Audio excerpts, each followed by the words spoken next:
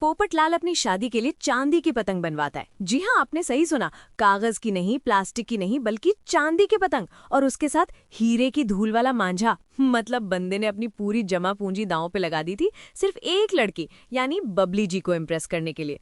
लेकिन किस्मत का खेल देखिए, जयपुर जाने से ठीक 5 मिनट पहले गोकुल धाम के नन्हे शैतानों यानी बच्चों की एक छोटी सी गलती ने उस चांदी की पतंग के 2 टुकड़े कर दिए। क्या फटी हुई पतंग के साथ पोपटलाल की शादी का सपना भी फट चुका था?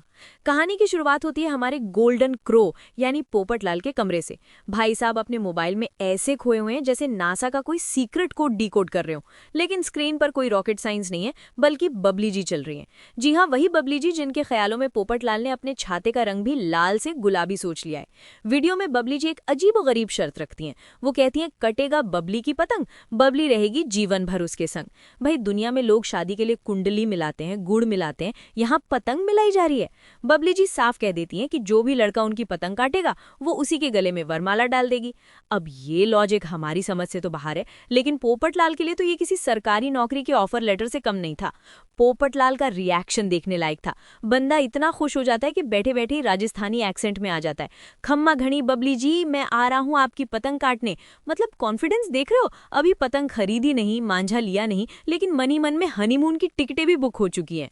पोपटलाल को लगता है कि पतंग काटना तो बाएं हाथ का खेल है, लेकिन उसे ये नहीं पता कि गोकुल धाम में कटना तो सबका नसीब है। इसके बाद सीन शिफ्ट होता है जहां हमारी लेजेंडरी पुरुष मंडली सोडा पीने के लिए जमा हुई है।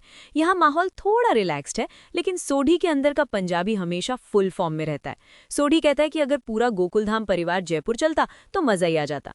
मेहता साहब, जो हमेशा लॉजिक की बातें करते हैं, कहते हैं कि इतने शॉर्ट नोटिस पर जाना मुश्किल है। तभी हाथी भाई, जो खाने के अलावा गॉसिप में भी तेज है, पूछते हैं कि ये प्लान बना कैसे। रतन भाई खुलासा करते हैं कि ये सब मधुमासी का किया धरा है। जयपुर में पतंग उत्सव है और रूपा बच्चों का मन मचल गया। मतलब साफ है, ट्रिप प्लान हो चुकी है। लेकिन तभी एंट्री होती है हमारे दूल्हे राजा की। पोपटलाल वहां आता है और क्या एंट्री मारता है। सर पर सजी धजी टोपी, चेहरे पर ऐसी चमक जैसे अभी अभी फेशियल करवा के आया हो। सोढ़ी उसे देखते ही चिल्लाता है, ओए पोपट, मुबारक हो। पोपटलाल चौंक जाता है, किस बात की मुबारक? सोढ़ी बम फोड़ता है कि भाई, पूरी सोसाइटी में खबर आग की तरह फैल गई है कि तुम जयपुर शादी करने जा रहे हो। पोपटलाल का शर्माना तो देखिए, बंदा हाँ भी नहीं बोल पा रहा और ना भी नहीं, बस ब्लश करते हुए कहता है, ऑल द बेस्ट। अरे भाई, खुद की शादी के लिए खुद को ही ऑल द बेस्ट कौन बोलता है?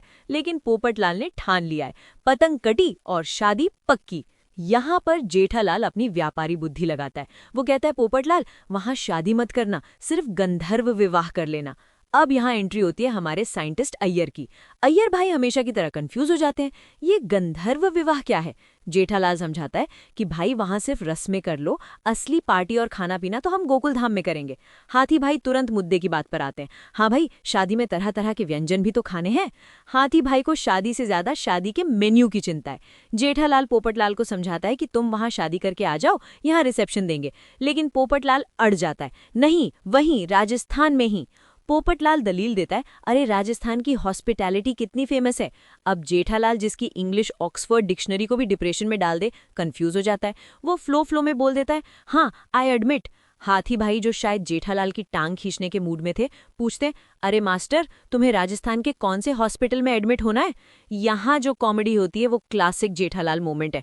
जेठालाल कवर अप करते हुए कहता है, अरे हाथी भाई, मैंने आई एडमिट मतलब मैं सहमत हूँ, हॉस्पिटैलिटी की बात हो रही है, हॉस्पिटल की नहीं। जेठालाल की ये खूबी है, वो अपनी गलती को भी ऐसे डिफेंड करता है जैसे वो कोई बहुत गहरी बात बोल रहा हूँ। खैर, बात तय होती है कि शादी राजस्थान में ही होगी, क्योंकि वहाँ की आओ भगत दुनिया भर में फेमस है। लेकिन तभी रंग में भंग डालने का काम करते हैं हमारे अय्यर भाई। अय्यर एक ऐसा सवाल दागता है जिससे पोपटलाल के पैरों तले जमीन खिसक जाती है। अय्यर कहता है, जेठालाल, वहां तो बहुत सारे लड़के पतंग उड़ाने आएंगे, अगर किसी और ने बबली जी की पतंग काट दी तो? सन्नाटा छा जाता है। पोपटलाल की हवाइयां उड़ जाती हैं। अय्यर आग में घी डालता है, अरे किसी और ने क्या, अगर टप्पू ने ही काट दी तो? वो तो चैंपियन है। भाई साहब, ये सुनते ही पोपटलाल को अपनी आंखों के सामने टप्पू वेड्स बबली का बोर्ड दिखाई देने लगा होगा। जेठालाल तुरंत डिफेंस में आता है, अरे नहीं नहीं, टप्पू ऐसा नहीं करेगा। लेकिन सोढ़ी, जो अपने बेटे की तारीफ करने का कोई मौका नहीं छोड़ता, बोल पड़ता है, ओए, मेरा गोगी भी चैंपियन है। और हाथी भाई भी पीछे नहीं रहते, मेरा गोली भी। अब पोपटलाल की हालत पतली हो गई है। उसे लग रहा है कि दुश्मन बाहर नहीं, घर में ही बैठे। जेठालाल सुझाव देता है कि टप्पू सेना को मत लेकर जाओ, मतलब तुम जाओ, पतंग काटो, फिर हम सब आएंगे। हाथीभाई एक और डाउट क्लियर करते हैं। पोपटलाल, तुम बबली जी की पतंग काट तो पाओगे ना? सुना है वो बहुत तेज है। पोपटलाल का ईगो हर्ट हो जाता है। वो फुल एटीट्यूड में कहता है, अरे मेहता साहब, शादी के लिए मैं दुनिया हिला सकता हूँ, ये तो सिर्फ एक पतंग है। मेहता साहब, जो हमेशा ज्ञान की गंगा बहाते रहते हैं, कहते हैं, जोश में होश मत खोना। अब बारी आती है तैयारियों की। अय्यर सलाह देता है सनग्लासेस ले लेना। हाथीभाई कहते हैं उंगलियों में बैंडेज लगा लेना, वरना अंगूठी कैसे पहनोगे? और सोढ़ी सबसे अहम सवाल पूछता है, मांझा कौन सा है? यहाँ पोपटलाल अपना तुरुप का इक्का निकालता है। वो शान से फोन निकालकर दिखाता है और कहता है, मैं डायमंड डस्ट वाला स्पेशल मांझा लेकर जा रहा हूँ। जेठालाल का रिएक्शन एपिक था। कितने का लोन लिया? मतलब जेठालाल को यकीन ही नहीं हो रहा कि पोपटलाल जैसा कंजूस आदमी इतना महंगा मांझा खरीद सकता है।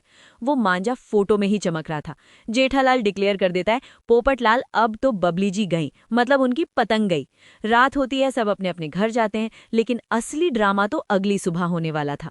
सुबह गोकुलधाम सोसाइटी के कंपाउंड में सब जमा है। हर कोई पोपटलाल का इंतजार कर रहा है। गोली जिसे सिर्फ खाने की पड़ी है, टप्पू सेना को लिस्ट दे रहा है। प्याज की कचौड़ी, मिर्ची वड़े, घेवर, सब खाना। रोशन भाभी भी कहती है, एंजॉय बेबी।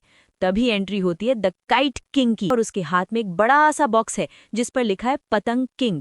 जेठालाल मजे लेते हुए पूछता है, इतना सामान? तू पतंग उड़ाने जा रहा है या वहां शिफ्ट होने जा रहा है? पोपटलाल बताता है कि उसने शेरवानी, मोजड़ी, साफा सब रख लिया है। मतलब बंदा मान के चल रहा है कि बारात तो निकलेगी ही। अंजलि भाभी पूछती है, शादी की तैयारी तो कर ली, पतंग काटने की तैयारी की? पोपटलाल बड़े गर्व से बॉक्स खोलता है, और दोस्तों, उस बॉक्स में से जो निकलता है उसे देखकर सबकी आंखें फटी की फटी रह जाती हैं। एक बड़ी चमक चमाती चांदी जैसी पतंग, उस पर लाल अक्षरों में लिखा है पतंग किंग।